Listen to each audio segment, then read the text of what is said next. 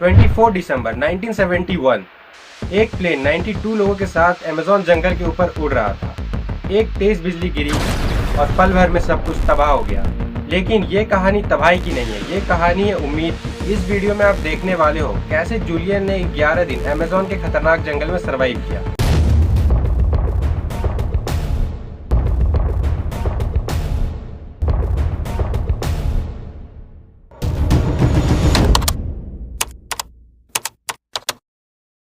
Julian कोएप्के का पूरा नाम जूलियन मार्गरेट बीट कोएप्के है। जूलियन एक जर्मन पेरुवियन लड़की थी जिसका जन्म 10 अक्टूबर 1954 लीमा पेरू में हुआ। जूलिया के पेरेंट्स मारिया और हंस विलियम दोनों जूलॉजिस्ट थे जो अमेज़न रेन फॉरेस्ट में वाइल्ड लाइफ रिसर्च करते थे, जहां उसने जंगल में जिंदा रहने के स्किल्स सीखे जो उसे बाद में जिंदा बचाने वाले थे। 14 साल की उम्र में जूलियन अपने पेरेंट्स के साथ लीमा छोड़कर अमेज़न जंगल में पेंगुइन रिसर्च स्टेशन बनाने गई। लेकिन जूलियन 23 दिसंबर को अपनी ग्रेजुएशन सेरेमनी लीमा में अटेंड करना चाहती थी। मारिया मान गई कि वो दोनों ग्रेजुएशन सेरेमनी के लिए रुकेंगे, इसलिए उन्होंने क्रिसमस से एक रात पहले की फ्लाइट बुक कर ली। क्रिसमस की वजह से सभी फ्लाइट फुल्ली बुक्ड थी, लेकिन मारिया को लैंसा एयरलाइन की फ्लाइट मिल जाती है। पर जूलियन के फादर हंस विलियम ने मारिया को पहले ही वार्न किया था कि लांसा एयरलाइन की फ्लाइट की रिपुटेशन उतनी अच्छी नहीं है, इसलिए उसे अवॉइड करना। लेकिन मारिया के पास कोई भी ऑप्शन नहीं बचे थे, इसलिए उसे लांसा एयरलाइन की फ्लाइट बुक करनी पड़ जाती है। 24 दिसंबर 1971 जूलियन और मारिया दोनों लांसा की 508 फ्लाइट में बैठ जाते हैं जो लीमा से पुकाल्पा जा रही थी, जिसमें 86 पैसेंजर और 6 क्रू मेंबर थे। जूलियन और मारिया जिस फ्लाइट में बैठे थे वो लॉकहेड 188A इलेक्ट्रा था। प्लेन घने अंधेरे बादलों के बीच में से उड़ने लगा। फ्लाइट के शुरू के 25 मिनट बिल्कुल शांत थे और नॉर्मल थे, कुछ खास नहीं थे। उन्हें लंच का पैकेट मिला, फिर आसमान में धीरे धीरे काले बादल भर गए। उस वक्त जूलियन को कुछ खास फर्क नहीं पड़ा, उसे फिर भी प्लेन में उड़ना अच्छा लग रहा था। लेकिन उसकी माँ थोड़ी सी परेशान हो गई थी जब उसने सामने से तूफान को आते हुए देखा था। जब प्लेन हिल रहा था, ओवरहेड केबिन से क्रिसमस के गिफ्ट नीचे गिरने लगे, तभी अचानक प्लेन के राइट विंग पर एक तेज बिजली गिर जाती है। जूलियन जो विंडो सीट 19F पर बैठी थी, अपने सीट के साथ 3000 मीटर ऊपर से गिरी। सोचो 3 किलोमीटर की ऊंचाई से गिरना और जिंदा बच जाना मिरेकल ही तो है। प्लेन के विंग में आग लग जाती है। 1 मिनट के अंदर प्लेन टूटकर टुकड़े टुकड़े होकर अमेज़न के जंगल में गिरने लग जाता है। कुछ चीजें जो उसके फेवर में थी, पहले तो वो अपने सीट के साथ गिरी और उसकी सीट और 2 सीटों के साथ जुड़े हुए थे। ये सीट रो पैराशूट की तरह काम कर रहा था। दूसरा, थंडरस्टॉर्म के अपड्रिफ्ट ने उसका फॉल थोड़ा स्लो किया। तीसरा, अमेज़न के घने पेड़ों ने उसका फॉल बिल्कुल कम कर दिया, लेकिन फिर भी ये एक मिरेकल से कम नहीं था। क्रैश के बाद जब जूलियन ने होश संभाला तो हर तरफ सिर्फ अंधेरा था। उसकी बाईं आंख पूरी तरह से सूज गई थी और दूसरी आंख से सिर्फ एक पतली सी लाइन दिखाई दे रही थी। उसके चश्मे खो चुके थे और उसकी हालत इतनी खराब थी कि उसके पास सिर्फ टूटी हुई सैंडल और फटे हुए ड्रेस बचे थे। थोड़ी देर बाद जब जूलियन को होश आता है तो वो अपने घाव को देखती है।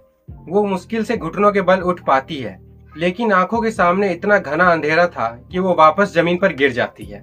उसका दायां कंधा टूट चुका था और हड्डियां एक दूसरे के ऊपर चढ़ चुकी थी, और तभी उसने अपनी पिंडली पर देखा 1 इंच लंबा और गहरा घाव था। लेकिन हैरानी की बात यह थी कि उसे जरा भी दर्द नहीं हो रहा था। जूलियन जब होश संभालती है तो खुद को घने जंगल के बीच में अकेली पाती है। अगर यह भी पता था अगर मुझे जिंदा बचना है तो मुझे जंगल की तरफ नहीं भागना है, इसीलिए वो रिवर की तरफ भागती। लेकिन जूलियन के पेरेंट्स ने जूलियन को ये बात अच्छी तरह से बताई थी कि अगर कभी जंगल में फंस जाओ तो जंगल से बाहर निकलने का सबसे अच्छा और आसान तरीका है रिवर के रास्ते निकलना।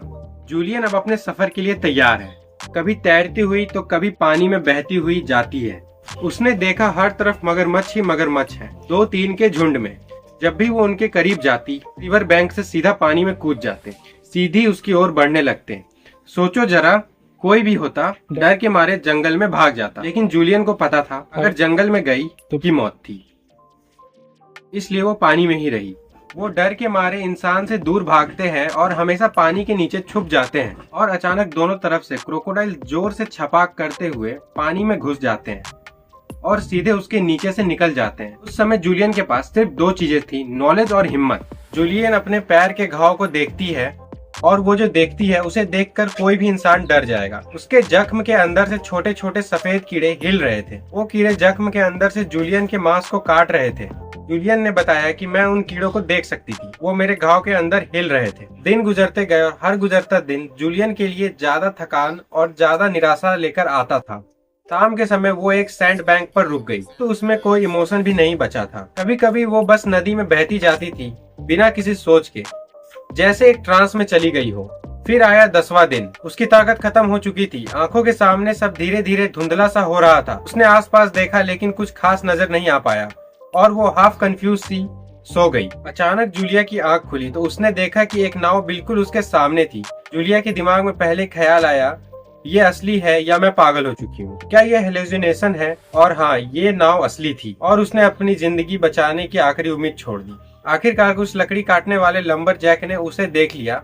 पहले उन्होंने उसे एक जंगल का भूत समझा, लेकिन जब उन्होंने उसकी हालत देखी तो उनका दिल पिघल गया। उन्होंने उसके जख्मों में गैसोलीन डाला ताकि कीड़े निकले और 11 घंटे की जर्नी के बाद उसे एक इनहेबिटेड एरिया में ले गए। वहाँ से जूलिया को हॉस्पिटल एयरलिफ्ट किया गया। जूलिया की कहानी सिर्फ सर्वाइवल की नहीं है बल्कि इंसानी हिम्मत और उम्मीद की है। उसने अपने पेरेंट्स का सपना पूरा किया और आज भी वो पेंगुइन रिसर्च स्टेशन चला रही है जो अमेज़न के कंजर्वेशन के लिए काम करता है।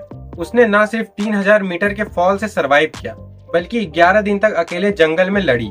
उसने कहा, मैं हर रोज अपनी माँ को याद करती थी, उनकी याद ने मुझे ताकत दी। उसने अपनी कहानी एक बुक में लिखी, when I fall from the sky.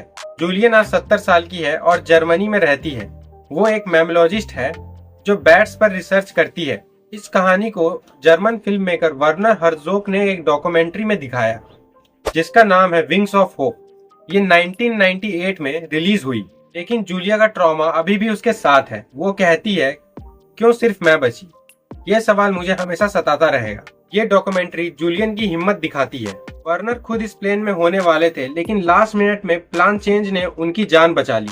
इसमें वर्नर और जूलिया क्रैश साइट पर वापस जाते हैं और जूलिया अपने रास्ते को रिट्रेस करती है।